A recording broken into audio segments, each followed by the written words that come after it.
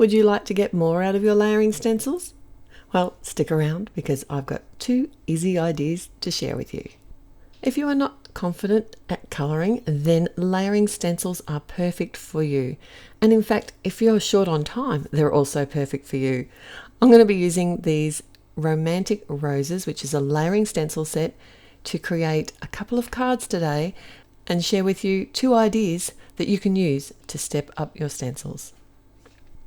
I'm going to start with my first technique, which is to miss a layer.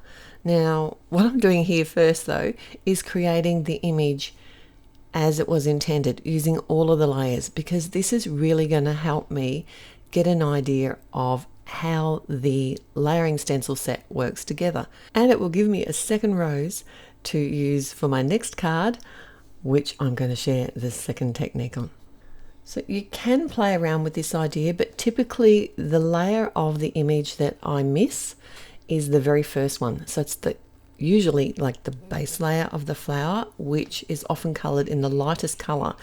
And what that means is if I'm colouring on white cardstock, then that missed layer is going to end up white, which will look like a fantastic highlight on your image. And in fact, on this rose, it does. It looks amazing. So on my initial flower, I've done both layers already, but then on the second image, I've literally started with the second layer of stencil and I'm using the same colors. I find that makes it easier until you get confident with an image. Once you've used it a few times, you'll know exactly where you're at with it. But a good rule of thumb is to start by missing the first layer of the stencil, and that is going to give you that highlight that I was talking about. Now I've done the same thing on the leaves here. So on my initial image, I have coloured the whole base of the leaf, and on the second flower of the rose, I've only used the second layer because these are a 3-layer set. I've only used the second layer of the leaf and the third. So depending on the actual image itself, sometimes it looks better if you do all of the layers of the leaves and then only miss the stencil layer on the flower.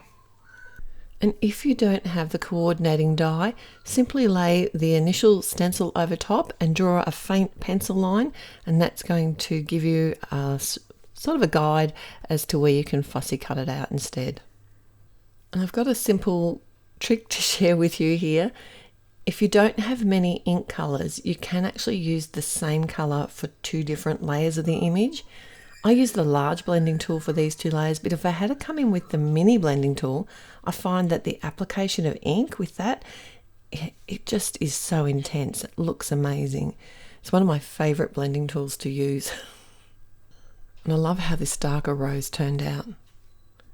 And now that the ink blended roses are ready to go, we're on to the second technique.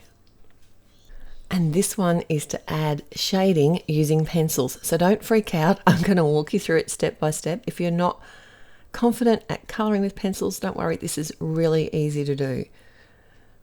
So I've chosen some pencils that are very similar in colours to the inks that I'm using. I like to test my pencil colours on a scrap piece of paper, and then I'll choose one that's just slightly darker than the inks that I've used. Then to add the detail or the look of shading, I'm coming in, I usually start with the darker portion of the ink blending because that gives me a guide of where the depth of the petals are in the image and where the petals would meet the base of the flower. So you can see here that I'm adding a slightly darker color of the pencil in that area, and then it's almost like shading it out. I'm lifting the pencil a little bit lighter and blending the pencil itself, not taking it all the way to where the ink blending finished. You can do as little or as much of this as you like. You can even use multiple colored pencils, which I do. You'll see that a little bit in the next flower. So a little bit darker by adding more pressure and then blending the color out. Now these pencils are watercolor pencils, So they do have a slightly different look and texture on the paper. I'm not using them as watercolors here. I'm literally using them as pencils. You can use whatever pencils you have. And don't worry, I'm going to walk you through this a little bit more just to give you an idea of how you can mix a couple of colors together.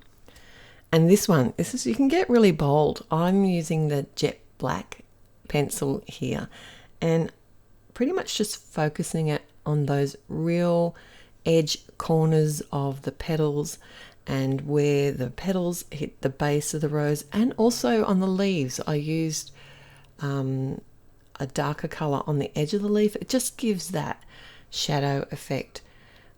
I'm using the stencil as a guide here, so I'm not having to think too hard about where the rose is. And to be honest, like, just start small, do a little area, and if you think, sit back, look at it. If you think it needs more depth and shading, that's when you come in with a second color. And I'm using the Rubelite with the jet black ink here on this darker rose, and I think that was a really good combination.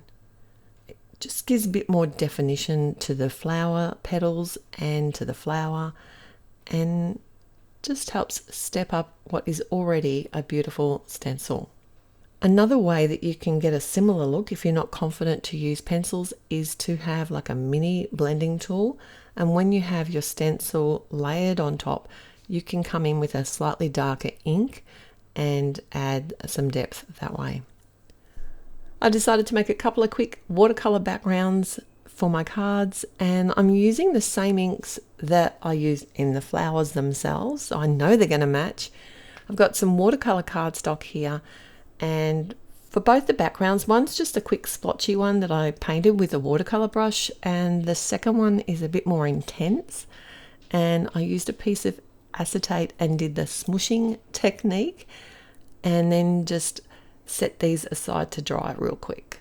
And once it was dry, I added a few splatters, because if you add the splatters while the watercolor cardstock is wet, they're just going to seep in.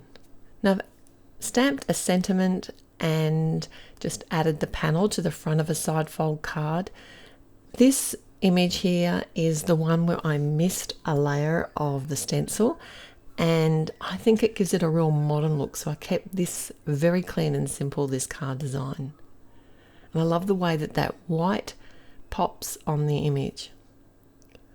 My second card design is going to be quite a bit busier because it's got the 3 roses that I'm going to put on it.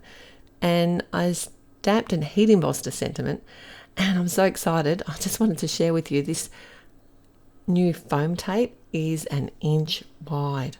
Now it's the same thickness as Altenew's other foam tape, which is my favorite ever, but this I'm loving it because it's going to last me an age, because I can cut it sideways. Does that make sense? Vertical instead of horizontal.